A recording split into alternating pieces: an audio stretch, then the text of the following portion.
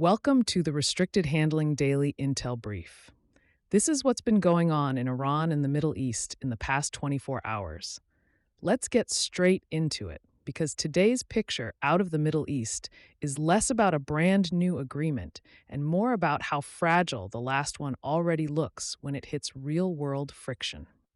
At the center of everything is the US Iran framework deal. This is still being described in Washington as a preliminary agreement, not a full peace settlement, but it effectively sets the terms for a pause in the conflict and reopens the Strait of Hormuz under an extremely loose structure.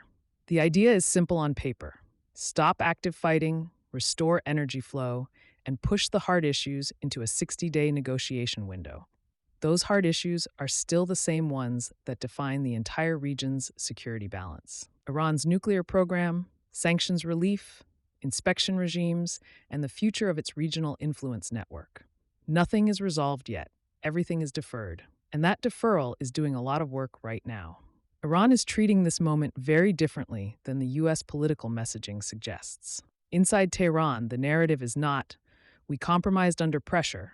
It is closer to, "We survived a coordinated war effort and forced a strategic reset." Senior Iranian political figures are publicly framing the outcome as resilience under fire, not retreat. That matters because it shapes how flexible Iran will actually be when those 60-day technical negotiations begin. At the same time, Iran is not acting like a system that feels cornered. It is acting like a system that believes it has just proven its staying power. That shows up most clearly in the Strait of Hormuz question. On the US side, the messaging is that shipping resumes freely, energy flows return to normal, and global markets stabilize. But Iranian officials are already signaling something more nuanced. They are not rejecting reopening, but they are disputing what open actually means. In practice, there is still an unresolved argument over whether Iran retains any regulatory or fee-based control over transit. That might sound like semantics, but in strategic terms, it is the difference between restoring the pre-war order and creating a new, semi-managed chokepoint where Iran retains leverage over global energy flows. And that brings us to what is happening on the water right now, because this is where diplomacy meets operational reality. Even before full normalization, there has been a large-scale, highly controlled system of ship-to-ship oil transfers operating in and around the Gulf. These are coordinated movements involving tankers that sail dark, switch off transponders, and follow staggered routing patterns near Fujairah and Sohar. U.S. military assets have reportedly been involved in monitoring and coordinating aspects of this system, using aerial surveillance and unmanned platforms to guide convoys through contested waters. This is not standard commercial shipping. It is crisis logistics. It is designed to keep oil moving through an environment where the formal rules of navigation were no longer reliable during the conflict. And that tells you something important about how close the system came to breaking. Now, the deal changes the surface conditions, but not the underlying uncertainty. Even with the Strait of Hormuz reopening, shipping firms are still cautious. Insurance rates remain elevated. Routing decisions are being made conservatively, and operators are waiting for clarity on whether maritime security will be enforced by international coalitions, Iranian-managed arrangements, or a hybrid of both. This is why Europe is now stepping in more directly. France, Britain, Germany, and Italy are positioning naval and mine-clearing capabilities for potential deployment into the region. The logic is straightforward. If energy flows resume at scale, someone has to guarantee that those flows are not disrupted again. But European governments are also very careful here. They are only prepared to move if the ceasefire holds and if operational risk from Iran remains contained.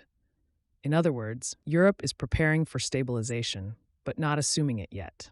Now shift to Israel, because this is where the political pressure is becoming most visible. Israel is not formally part of the US-Iran agreement. That alone creates a structural mismatch. Israeli leadership continues to emphasize operational freedom, particularly in Lebanon, Syria, and Gaza. That position directly intersects with the ceasefire architecture that the US is trying to stabilize with Iran. And Lebanon is the immediate pressure point. There has been continued kinetic activity involving Hezbollah and Israeli forces in southern Lebanon, even after the framework agreement was announced.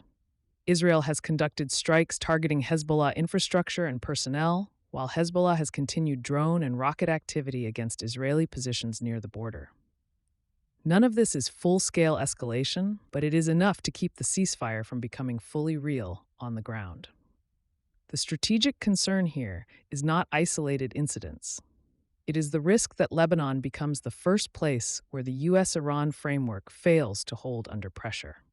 And both sides know it. Iranian messaging has increasingly tied Lebanon into the broader understanding of the agreement, suggesting that continued Israeli operations could be interpreted as violations of the ceasefire environment. Israel, meanwhile, is explicitly rejecting any limitation on its freedom of action. Those positions are not currently aligned, and there is no enforcement mechanism bridging that gap. On top of that, Hezbollah itself is under pressure. Israeli strikes have removed senior operational figures tied to the Radwan force and cross-border planning networks. One of the more significant recent losses was Ali Musa Dakduk, a veteran Hezbollah commander with deep links to Iranian Quds Force operations and Iraqi militia networks. His removal doesn't change the balance of power overnight, but it does degrade Hezbollah's ability to coordinate regional operations across multiple theaters. Inside Iran, the political response to all of this is split. Hardline factions are pushing the narrative that Iran forced the U.S. into a negotiated pause without conceding strategic ground. More pragmatic voices are emphasizing stabilization and economic relief. The government itself is trying to hold a unified line, stressing that major decisions were coordinated through the highest levels of the state. But the internal tension is visible in the rhetoric around the agreement. Now zoom out to the global layer. Markets reacted quickly and predictably. Oil prices dropped on expectations of restored supply through Hormuz. Equity markets in Asia and Europe rallied.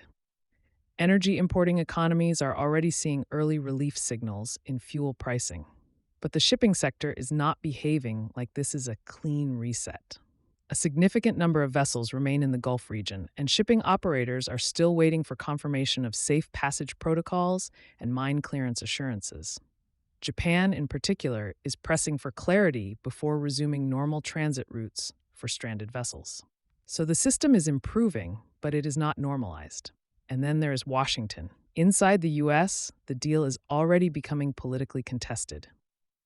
Lawmakers are questioning enforcement mechanisms, verification structures, and the possibility of financial incentives tied to Iranian compliance.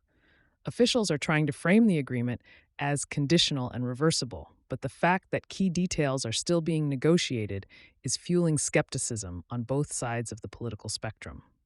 The core issue here is credibility, whether this framework is seen as the beginning of a durable settlement or just a pause before the next cycle of escalation.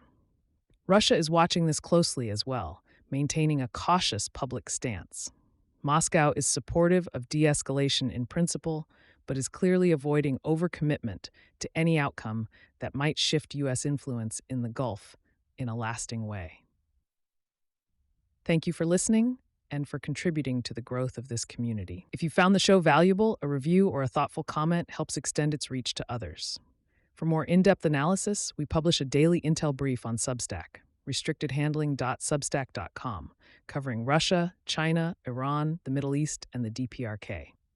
Take care and have a great day.